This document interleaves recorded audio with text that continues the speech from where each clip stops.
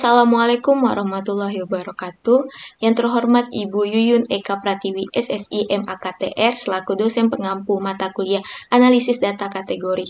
Kami dari kelompok 5 beranggotakan 4 orang, yaitu ada Diantri Adinda dengan NIM H1091221017, yang kedua ada Septiani Putri Sabrina dengan NIM H1091221029, yang ketiga ada Firnanda dengan NIM H1091221052, dan ada saya sendiri, Rastiar Nabila Putri dengan NIM H1091221054. Kami di sini akan membahas tentang model log linear dan regresi logistik, di mana pokok pembahasannya ada pendahuluan, hasil dari pembahasan, dan kesimpulan. Untuk yang pertama, kami akan membahas tentang model log linear. Untuk latar belakang, kami mengambil data diabetes mellitus atau DM tipe 2 merupakan salah satu penyakit kronis yang terus menjadi sorotan dalam bidang kesehatan masyarakat secara global. DM tipe 2 berkaitan erat dengan pola hidup tidak sehat seperti konsumsi makanan yang tinggi kalori, kurangnya aktivitas fisik, dan obesitas. Di Provinsi Riau merupakan salah satu wilayah di Indonesia yang mempunyai tantangan khusus dalam penanganan DM tipe 2, terutama di kalangan pekerja industri, minyak, dan gas. Hal ini disebabkan oleh minimnya waktu untuk berolahraga serta terbatasnya akses terhadap makanan yang sehat. Tujuan analisis kami adalah mengidentifikasi hubungan indeks massa tubuh atau IMT dengan kejadian DM tipe 2. Selanjutnya, mengetahui tingkat risiko relatif dan peluang pada pekerja yang obesitas dengan tidak obesitas.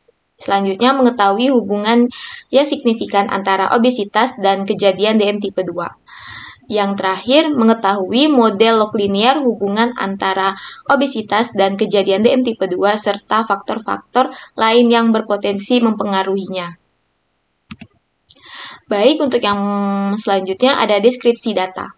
Data yang kami gunakan yaitu data sekunder dari pekerja perusahaan minyak dan gas X di Provinsi Riau yang berdasarkan hasil pemeriksaan kesehatan MCU dengan variabel sebagai berikut.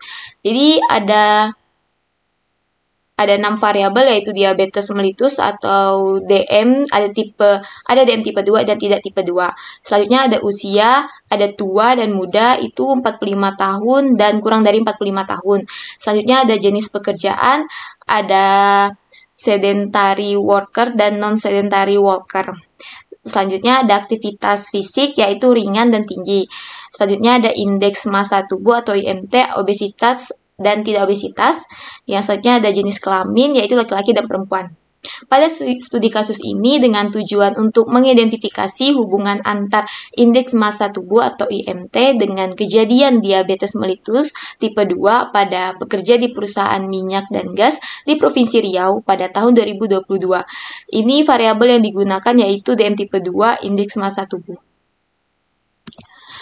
Baik, untuk selanjutnya metodologi penelitian. Yang pertama, tabel kontingensi. Tabel kontingensi atau cross tabulation merupakan metode statistik yang menampilkan 2 atau lebih variabel secara bersamaan. Tabel yang mengidentifikasi silang antara 2 variabel disebut tabel kontingensi 2 arah atau two-way contingents. Data kategorik yang memiliki 2 variabel yaitu variabel X yang memiliki kategorik sebanyak I dan variabel Y yang memiliki kategorik sebanyak J. Yang kedua, metodologi penelitian yang kami gunakan itu adalah uji independen dan uji square. Itu merupakan uji hubungan antar independen antara 2 variabel kategorik dalam tabel kontingensi. Statistik chi-square mengukur perbedaan antara frekuensi yang diamati dan yang diharapkan berdasarkan asumsi bahwa kedua variabel tersebut independen. Yang ketiga ada odds ratio. Odds ratio adalah ukuran yang digunakan untuk membandingkan peluang terjadi suatu peristiwa antara 2 kelompok. Odds ratio sering digunakan dalam studi kasus, kontrol, atau analisis data kategorik untuk memperkirakan kekuatan asosiasi antara variabel independen dan dependen. Baik, untuk selanjutnya akan dijelaskan oleh teman saya. Selanjutnya, saya akan menjelaskan tentang metodologi penelitian yang keempat, yaitu relative risk. Relative risk adalah ukuran statistik yang digunakan untuk membandingkan risiko kejadian suatu peristiwa antara dua kelompok. Yang kelima ada model log linear. Model log linear merupakan salah satu model yang digunakan untuk menganalisis data kategori pada tabel kontingensi. Yang keenam ada estimasi parameter. Estimasi parameter digunakan untuk menentukan nilai koefisien atau parameter dalam suatu model statistik berdasarkan data yang diamati. Selanjutnya, saya akan menjelaskan tentang analisis data. Yang pertama ada tabel kontingensi dua arah. Yang pertama ada indeks massa tubuh atau IMT yang memiliki dua kategori, yaitu obesitas dan tidak obesitas. Yang kedua ada diabetes mellitus atau DM tipe 2 yang memiliki dua kategori juga, DM tipe 2 dan tidak DM tipe 2. Hasil jumlah dan persentase dapat dilihat pada tabel. Berdasarkan tabel di atas, terdapat 1.714 orang yang mengalami obesitas. Sebanyak 139 orang atau 5,3% terdiagnosa diabetes mellitus tipe 2. Sedangkan 1.575 orang lainnya atau 59,7% tidak memiliki DM tipe 2. Di sisi lain, dari 925 orang yang tidak obesitas, hanya 40 orang atau 1,5% yang terdiagnosis DM tipe 2. Sedangkan 885 orang lainnya atau 33,5% tidak mengalaminya. Secara keseluruhan ada 179 kasus DM tipe 2 atau 6,8% dari total 2.639 orang yang diuji. Selanjutnya, yang kedua, uji independensi dengan chi-square. Hipotesisnya, H0 tidak terdapat hubungan yang signifikan antara indeks massa tubuh dengan kejadian diabetes mellitus tipe 2. H1 terdapat hubungan yang signifikan antara indeks massa tubuh dengan kejadian diabetes mellitus tipe 2. Tingkat signifikansinya menggunakan alfa sama dengan 5%. Daerah kritis H0 ditolak jika nilai chi-square hitung kurang dari sama dengan chi-square sama dengan 3,84 atau nilai p-value kurang dari 0,05. Dapat dilihat statistik ujinya. Kesimpulan, dari software SPSS didapatkan nilai percent chi-square sama dengan 13,615 dan nilai asymptotic significant to site sama dengan 0,000. Selanjutnya, kita menghitung secara manual EIJ sama dengan NJ dikali NI per N. E11 sama dengan 179 dikali 1714 dibagi 2639 sama dengan 116,26. E12, E21, E22 perhitungannya dapat dilihat pada layar. Nah, berdasarkan slide sebelumnya didapatkan untuk nilai E11, E12, E21, dan E22. Nah, di sini dari perhitungan tersebut akan diaplikasikan dengan rumus I sama dengan 1 sampai N, J sama dengan 1 sampai N, OIJ dikurang BIJ kuadrat per EIJ. Nah, dari rumus tersebut dimasukkan untuk nilai masing-masingnya E11, E12, E21, dan E22, sehingga menghasilkan 13,61329. Nah, berdasarkan perhitungan di atas, nilai persen chi-square-nya itu 13,615, yang dimana lebih besar dari chi-square tabel, yaitu 3,84. Dan nilai asimptok signifikansinya itu 0,00, yang dimana kecil dari alfanya. Maka H0 ditolak, yang berarti bahwa terdapat hubungannya signifikan antara IMT dengan kejadian DM tipe 2 pada pekerja perusahaan minyak dan gas di Provinsi Riau tahun 2022. Nah, selanjutnya di sini saya akan jelaskan cara menghitung manual untuk odds ratio. Nah, didapatkan untuk nilai P1-nya itu 0,08109 dan untuk P2-nya itu 0,04324. Nah, dari perhitungan tersebut kita bisa menghitung odds ratio yang dimana menghasilkan 1,95262. Nah, untuk menghitung kesalahan standar logaritma natural dari odds ratio tersebut ini dilakukan perhitungan lagi. Nah, sehingga menghasilkan 0,18428. Nah, slide selanjutnya di sini terdapat output dari hasil perhitungan menggunakan bantuan software SPSS.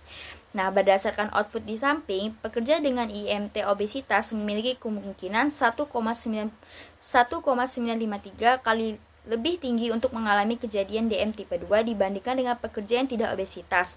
Hal tersebut sesuai dengan interval kepercayaan 95% yaitu 1,362 sampai 2,802 yang berarti lebih dari 1.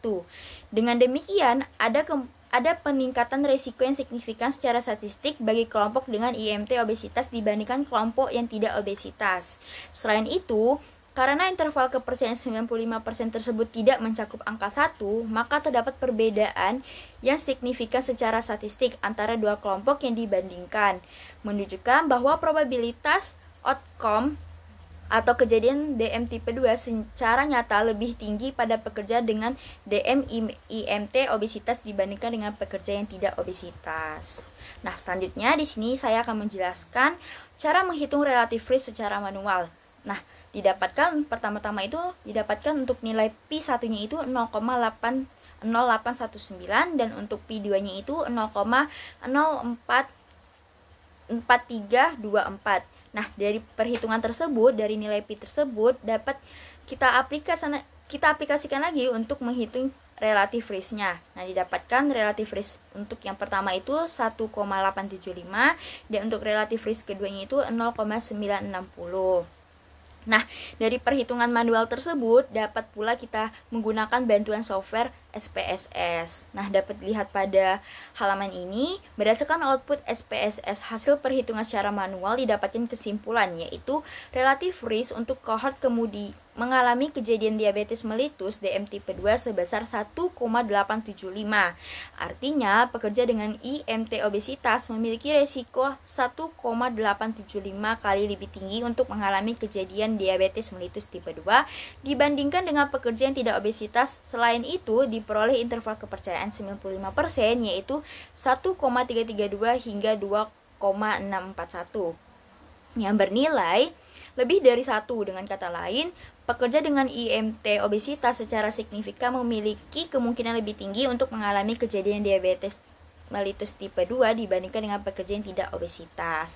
Nah, kesimpulan yang kedua yaitu relative risk untuk kohort tidak mengalami kejadian DM tipe 2 sebesar 0,960. Artinya, pekerja dengan IMT tidak memiliki obesitas memiliki risiko 0,960 kali lebih rendah untuk tidak mengalami kejadian diabetes mellitus tipe 2 dibandingkan dengan pekerja yang obesitas. Selain itu, diperoleh interval kepercayaan 95% yaitu 0,92 hingga 0,979 yang bernilai kurang dari 1. Dengan kata lain, pekerja dengan IMT tidak obesitas secara signifikan memiliki kemungkinan lebih tinggi untuk tidak mengalami kejadian diabetes mellitus tipe 2 dibandingkan dengan pekerja yang obesitas. Selanjutnya adalah analisis data model log linear. Pada studi kasus ini dilakukan pengujian dengan main effect model yang mempertimbangkan efek utama dari variabel-variabel tanpa memasukkan interaksi antara variabel, serta satu rate model yang menguji kombinasi interaksi antara variabel-variabel yang ada. Dengan hipotesis H0 model yang digunakan sesuai dengan data, H1-nya model yang digunakan tidak sesuai dengan data. Dan tingkat signifikansi adalah alfa sama dengan 5%, dengan daerah kritisnya H0 ditolak jika nilai C kuadrat hitung kurang dari sama dengan C kuadrat tabel sama dengan 3,84 dan didapatkan statistik uji sebagai berikut. Setelah itu didapatkan kesimpulan pada Pearson chi-square, model ini menghasilkan C kuadrat hitung kurang dari sama dengan C kuadrat tabel, sehingga H0 gagal ditolak, yang berarti bahwa model memiliki kesesuaian yang baik dengan data. Langkah berikutnya saya akan menjelaskan tentang estimasi parameter yang diperoleh dari model log linear. Persamaan model log linear yang diperoleh adalah sebagai berikut. Log mu IJ sama dengan lambda ditambah lambda A ditambah lambda B ditambah lambda AB, yang dimana lambda A adalah efek dari variabel obesitas, lambda B adalah efek dari DM tipe 2, dan lambda AB adalah interaksi antara obesitas dan DM tipe 2. Nah, berdasarkan hasil estimasi, model tersebut memberikan persamaan log mu IJ sama dengan 6,786 ditambah 0,661 ditambah 0 ditambah 0 ditambah 0 dan Dari tabel parameter estimasi diperoleh juga beberapa informasi, yaitu efek utama pekerja yang mengalami diabetes mellitus tipe 2, yaitu parameter menunjukkan bahwa pekerja obesitas memiliki peluang 1,94 kali lebih besar untuk mengalami diabetes mellitus tipe 2 dibandingkan pekerja yang tidak obesitas.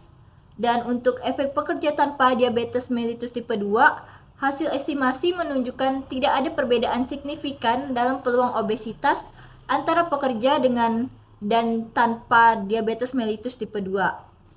Nah, secara keseluruhan, estimasi ini memberikan pemahaman bahwa kondisi obesitas sangat berpengaruh terhadap peluang seseorang mengalami diabetes mellitus tipe 2, terutama pada populasi pekerja yang diamati. Namun untuk pekerja tanpa diabetes mellitus tipe 2, faktor obesitas tidak memberikan pengaruh yang signifikan. Pada slide ini saya akan menyampaikan kesimpulan dari analisis yang telah dilakukan terkait hubungan antara IMT atau indeks massa tubuh dan diabetes mellitus tipe 2 pada pekerja di perusahaan minyak dan gas. Hasil analisis menunjukkan bahwa pekerja yang obesitas memiliki resiko lebih tinggi untuk terkena diabetes mellitus tipe 2 dibandingkan dengan pekerja yang tidak obesitas. Sebaliknya, pekerja yang tidak obesitas cenderung memiliki kemungkinan lebih kecil untuk mengalami diabetes mellitus tipe 2. Nah, data juga menunjukkan bahwa relative risk dan odds ratio untuk diabetes mellitus tipe 2 jauh lebih tinggi pada pekerja obesitas dibandingkan dengan pekerja yang tidak obesitas. Melalui uji chi-square, ditemukan juga hubungan yang signifikan antara obesitas dan diabetes mellitus tipe 2 pada pekerja di perusahaan minyak dan gas. Lalu, model linear juga menunjukkan bahwa pekerja obesitas memiliki peluang yang lebih besar untuk mengalami diabetes mellitus tipe 2. Berikutnya, kami akan menjelaskan tentang analisis model regresi logistik. Pada slide ini menjelaskan latar belakang penelitian yang mendasari analisis ini. Rekrutmen merupakan proses penting bagi perusahaan untuk menemukan individu yang sesuai, terutama dalam mengisi posisi strategis yang berkontribusi pada pencapaian tujuan jangka panjang. Namun, penerapan metode analisis seperti regresi logistik dalam proses rekrutmen di Indonesia masih tergolong terbatas. Padahal metode ini dapat memberikan wawasan yang lebih mendalam terkait faktor-faktor yang mempengaruhi keberhasilan pelamar. Penelitian ini berfokus pada beberapa variabel seperti tingkat pendidikan, pengalaman kerja, dan jenis kelamin. Untuk dianalisis pengaruhnya terhadap peluang diterima kerja.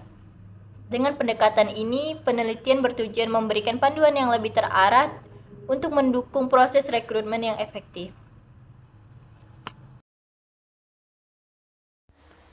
Nah, selanjutnya di sini saya akan menjelaskan tujuan dari analisis. Yang pertama itu membuat model regresi logistik biner untuk menganalisis pengaruh variabel independen terhadap keputusan PT Makmur Jaya. Yang kedua itu mengidentifikasi signifikansi faktor pendidikan, pengalaman kerja, dan jenis kelamin terhadap peluang diterimanya kerja.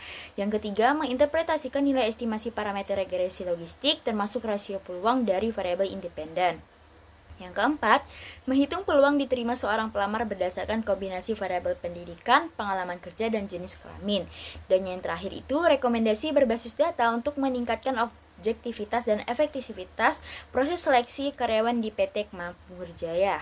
Nah, selanjutnya di sini saya akan menjelaskan dari deskripsi data yang kami gunakan untuk analisis regresi logistik. Data yang digunakan pada penelitian ini adalah data pelamar kerja di PT Makmur Jaya berdasarkan hasil pendataan. Nah, dari data ini memiliki 4 variabel. Untuk variabel Y-nya itu keputusan atau high rate yang dikategorikan 1 jika diterima dan 0 jika ditolak.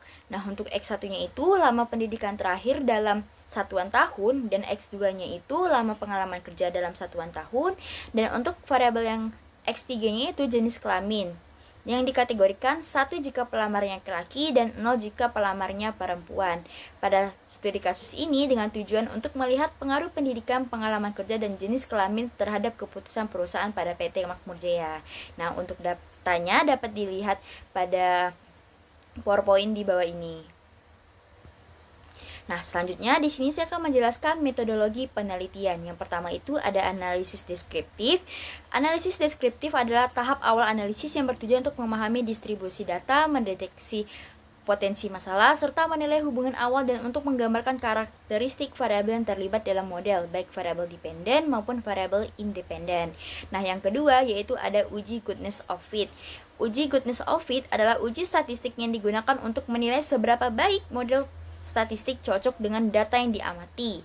Uji ini bertujuan untuk mengevaluasi apakah prediksi dari model regresi logistik sesuai dengan data aktual, yang dimana pada uji goodness of fit ini terdapat dua pengujian, yaitu uji parameter dan uji overall.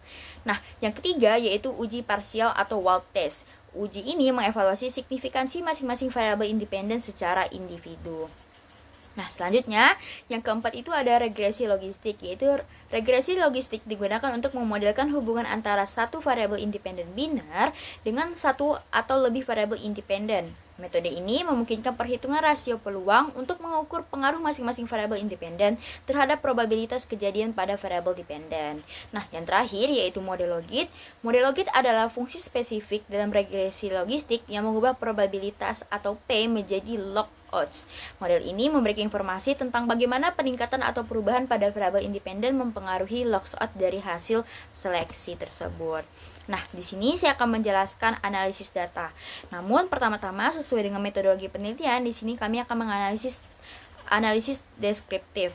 Nah, dapat dilihat pada output yang kedua, dapat diketahui jumlah data yang dianalisis sebanyak 40 data. Sedangkan missing case yang bernilai 0 ini menunjukkan tidak ada data yang hilang ketika proses analisis data dilakukan. Selain itu, pada variabel Y atau keputusan perusahaan dikategorikan menjadi dua, yaitu 1 untuk diterima dan 0 untuk yang tidak diterima. Pada output yang kedua juga memberikan informasi bahwa variabel jenis kelamin dikategorikan menjadi dua, yaitu 1 untuk jenis kelamin laki-laki sebanyak 23 pelamar dan 0 untuk jenis kelamin perempuan sebanyak 17 pelamar. Dari hasil analisis deskriptif tersebut dilakukan prediksi untuk melihat peluang diterima atau tidaknya pelamar. Berikut hasil dari analisis prediksi.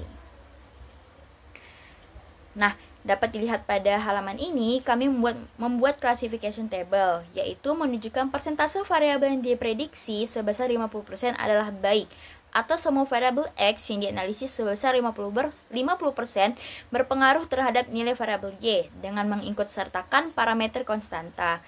Cut value pada output di atas mengindikasikan batas peluang setiap kejadian sukses dan gagal. Baik, untuk selanjutnya saya akan menjelaskan tentang uji goodness of fit. Uji goodness of fit dilakukan untuk menilai seberapa baik suatu model statistik sesuai dengan data yang diamati. Uji ini dilakukan dengan melibatkan dua metode, yaitu uji omnibus dan uji Hosmer and Lemieux. Uji ini dilakukan dengan tahap pertama yaitu menganalisis parameter untuk beta 0. Untuk yang pertama, uji parameter beta 0 yaitu penentuan hipotesis. H0 untuk beta 0 sama dengan 0, model tidak sesuai. Untuk H1 beta 0 tidak sama dengan 0, modelnya sesuai.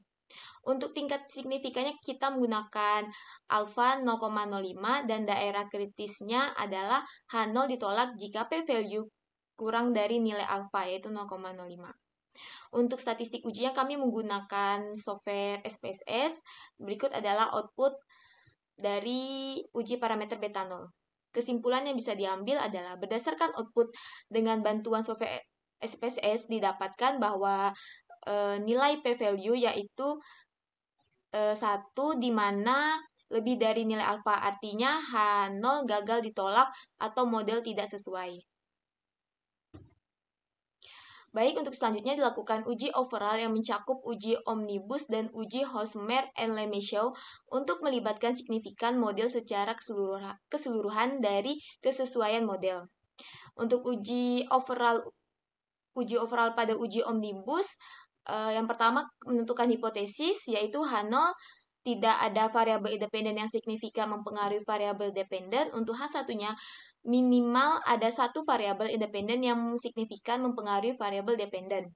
Untuk tingkat signifikannya, kami juga menggunakan nilai alfa 0,05. Untuk daerah kritisnya, H1 ditolak jika p-value kurang dari nilai alfa.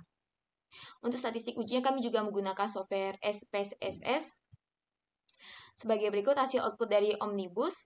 Untuk kesimpulannya, berdasarkan output dari SPSS, didapatkan bahwa nilai p-value yaitu 0,002, artinya kurang dari nilai alfa yaitu 0,05. Artinya H0 ditolak, dapat disimpulkan bahwa minimal ada satu variabel X yang signifikan mempengaruhi variabel Y. Untuk selanjutnya ada uji Hosmer and Lemieux. Untuk yang pertama, kita menentukan lagi hipotesisnya. Untuk H0, model telah cukup atau mampu menjelaskan data sesuai. H1-nya itu, model tidak cukup mampu menjelaskan data. Untuk tingkat signifikannya, kita juga menggunakan nilai alfa 0,05. Untuk data kritisnya, H0 ditolak jika p-value kurang dari nilai alfa yaitu 0,05. Untuk statistik ujinya, kita menggunakan SPSS dan berikut adalah output uji Hosmer dan Lemieux. Dari output SPSS dapat disimpulkan bahwa nilai p-value yaitu 0,0857 lebih dari nilai alfa 0,05. Artinya H0 gagal ditolak atau dapat disimpulkan bahwa model regresi logistik yang digunakan telah cukup mampu menjelaskan data atau sesuai. Baik, untuk selanjutnya menguji signifikan parameter. Tahap selanjutnya yaitu uji signifikan parameter untuk memenuhi apakah parameter dalam sebuah model regresi secara signifikan mempengaruhi variabel Y, yaitu keputusan perusahaan. Uji signifikan parameter ini dianalisis dengan bantuan software SPSS dan melibatkan Cosnell R2 dan Nogelkar R. Berikut adalah outputnya. Dari output yang kami dapatkan memiliki arti yaitu sama dengan nilai R² pada regresi linear, menyatakan bahwa sebanyak 40,5% keragaman dapat dijelaskan oleh model, sedangkan sisanya 59,5% dijelaskan oleh faktor variabel lain di luar model penelitian. Hasil analisis di atas selanjutnya akan dilakukan prediksi kembali untuk melibatkan peluang diterima atau tidak diterimanya pelamar. Berikut merupakan hasil dari analisis prediksi. Ini kami menggunakan bantuan software SPSS. Dari output di atas dapat disimpulkan bahwa pelamar yang diprediksi akan diterima dan benar-benar diterima adalah 14 orang. Pelamar yang diprediksi diterima tetapi tidak diterima ada 4 orang. Pelamar yang diprediksi tidak diterima dan benar-benar tidak diterima yaitu ada 16 orang, dan pelamar yang diprediksi tidak diterima namun ternyata diterima ada 6 orang. Model ini dapat memprediksi status pelamar dengan tingkat keberhasilan sebesar 75%, lebih besar daripada kriteria pengikutsertaan konstanta.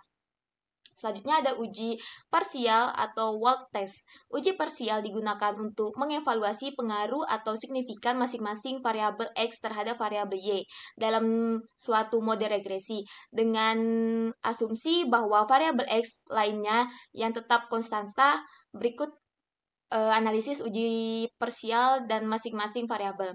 Untuk pertama, uji parsial pada beta 1, yaitu hipotesisnya H0 beta 1 sama dengan 0 itu untuk variabel education tidak signifikan mempengaruhi HEART. Untuk H1 beta 1 tidak sama dengan 0 itu variabel education signifikan mempengaruhi HEART. Untuk tingkat signifikannya kita menggunakan nilai alfa 0,05.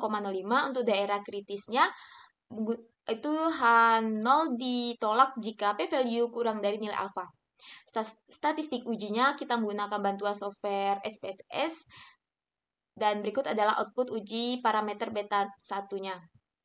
Yang dapat disimpulkan bahwa berdasarkan output di atas didapatkan bahwa nilai p-value education yaitu 0,021 kurang dari nilai alfa 0,05.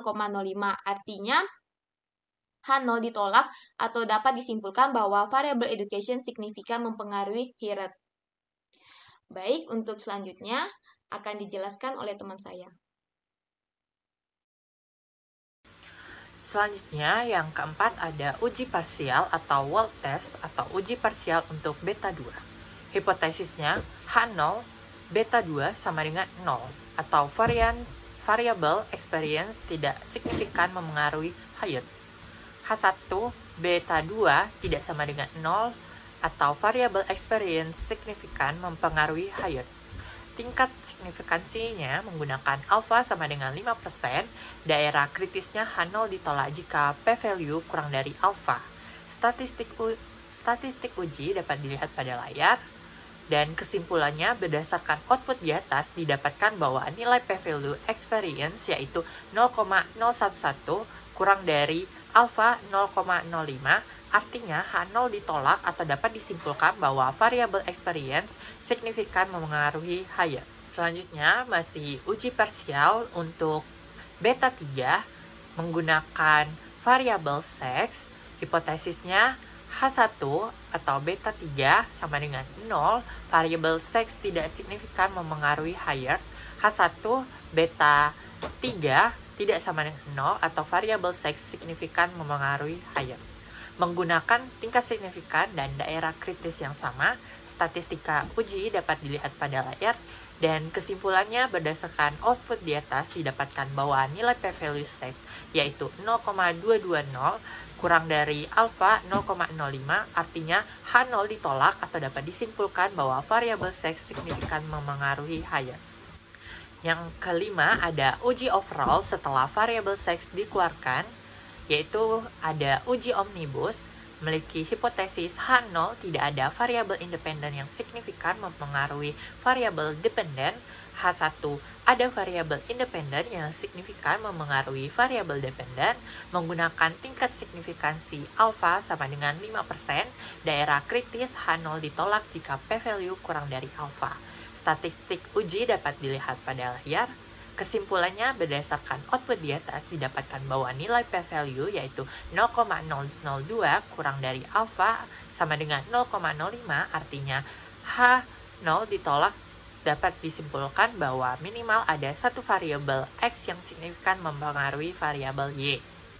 Masih sama, uji overall setelah variabel sex dikeluarkan tetapi menggunakan uji Hosmer dan Lemshout. Hipotesisnya yaitu H0, model telah cukup mampu menjelaskan data atau sesuai, H1 model tidak cukup mampu menjelaskan data, menggunakan tingkat signifikansi dan daerah kritis yang sama. Statistik uji dapat dilihat pada layar. Kesimpulannya berdasarkan output di atas didapatkan bahwa nilai p-value yaitu 0,225 lebih dari alpha 0,05. Artinya, H0 gagal ditolak atau dapat disimpulkan bahwa model regresi logistik yang digunakan telah cukup mampu menjelaskan data atau sesuai. Yang keenam ada uji signifikan parameter. Hasil output pada Chok-Snell R2 dan Nagel-Kurth R memiliki arti yang sama dengan nilai R² pada regresi linear, menyatakan bahwa sebanyak 36,7% keragaman dapat dijelaskan oleh model, sedangkan sisanya 63,3% dijelaskan oleh faktor variabel lain di luar model penelitian. Hasil analisis di atas selanjutnya akan dilakukan prediksi kembali untuk melihat peluang diterima atau tidaknya pelamar. Berikut merupakan hasil dari analisis prediksinya. Nah, dapat disimpulkan bahwa pelamar yang diprediksi akan diterima dan benar-benar diterima adalah 12 orang. Pelamar yang diprediksi diterima tetapi tidak diterima adalah 7 orang. Pelamar yang diprediksi tidak diterima dan benar-benar tidak diterima yaitu 13 orang. Dan pelamar yang diprediksi tidak diterima namun ternyata diterima adalah 8 orang. Model ini dapat memprediksi status pelamar dengan tingkat keberhasilan sebesar 62,5% atau lebih besar daripada ketika mengikut sertakan konstanta. Selanjutnya akan dijelaskan oleh teman saya. Selanjutnya adalah analisis data uji parsial atau Wald test tanpa variabel sex. Yang pertama adalah uji parsial untuk beta 0 dengan hipotesis H0 beta 0 sama dengan 0 atau konstanta tidak signifikan mempengaruhi Hyatt. Dan H1-nya beta 0 tidak sama dengan 0 atau konstanta signifikan mempengaruhi Hyatt. Dengan tingkat signifikansi alpha sama dengan 5%, dan daerah kritisnya yaitu H0 ditolak jika p-value kurang dari sama dengan alfa. Nah, berdasarkan output di atas didapatkan bahwa nilai p-value education yaitu 0,009 kurang dari alfa atau 0,05. Artinya H0 ditolak atau dapat disimpulkan bahwa konstanta signifikan mempengaruhi higher. Selanjutnya uji parsial untuk beta 1 dengan hipotesis H0 beta 1 sama dengan 0 atau variabel education tidak signifikan mempengaruhi higher. Dan H1-nya yaitu beta 1 tidak sama dengan 0 atau variabel education signifikan mempengaruhi higher. Dengan tingkat signifikansi alfa sama dengan 5% dan daerah kritisnya H0 ditolak jika p-value kurang dari alfa. Berdasarkan output pada slide, didapatkan bahwa nilai p-value education yaitu 0,029 kurang dari alfa atau 0,05. Artinya H0 ditolak atau dapat disimpulkan bahwa konstanta signifikan mempengaruhi higher. Dan selanjutnya uji parsial untuk beta 2 dengan hipotesis H0 beta 2 sama dengan 0 atau variabel experience tidak signifikan mempengaruhi higher dan H1 beta 2 tidak sama dengan 0 atau variabel experience signifikan mempengaruhi higher. Dengan tingkat signifikansi alfa sama dengan 5% dan daerah kritisnya H0 ditolak jika p-value kurang dari alfa. Berdasarkan output pada slide, didapatkan bahwa nilai p-value experience yaitu 0,015 kurang dari alfa atau 0,05, artinya H0 ditolak atau dapat disimpulkan bahwa konstanta signifikan mempengaruhi higher. Selanjutnya adalah interpretasi dan peluang. Berdasarkan tabel pada slide, didapatkan informasi yaitu sebagai berikut. Hubungan dengan pendidikan atau education, yaitu setiap peningkatan 1 tahun pendidikan meningkatkan peluang keberhasilan sebesar 0,58 kali. Dan hubungan dengan pengalaman kerja atau experience, setiap tambahan 1 tahun pengalaman kerja meningkatkan peluang keberhasilan sebesar 0,293 kali. Peluang pelamar mengalami keberhasilan diterima bekerja di PT Makmur Jaya setelah memasukkan lamaran pekerjaan adalah 0,763. Dan peluang pelamar mengalami tidak diterima bekerja di PT Makmur Jaya adalah setelah mencoba memasukkan lamaran pekerjaan adalah 0,2361. Untuk pengalaman pekerjaan selama 1 tahun dan lamanya menempuh pendidikan 4 tahun, maka diperoleh minus 1,854. Dari hasil analisis, terdapat beberapa poin penting yang dapat disimpulkan. Pertama, variabel pendidikan dan pengalaman kerja memiliki pengaruh signifikan terhadap peluang diterimanya kerja, masing-masing sebesar 0,58 kali dan 0,29 kali untuk setiap tahunnya. Namun, variabel jenis kelamin tidak signifikan dalam model ini. Model yang digunakan juga telah lulus uji goodness of fit dan memiliki akurasi prediksi sebesar 75%, yang menunjukkan bahwa model ini cukup baik dalam menggambarkan data. Dan sebagai rekomendasi, perusahaan disarankan untuk lebih fokus pada pendidikan dan pengalaman kerja kandidat dalam proses seleksi agar meningkatkan efisiensi dan objektivitas. Demikian paparan presentasi dari kelompok kami. Terima kasih atas perhatian dan waktu yang telah diberikan. Jika ada kata yang kurang berkenan dan kekurangan dalam penyampaian materi, mohon maaf. Semoga apa yang disampaikan dapat bermanfaat. Terima kasih.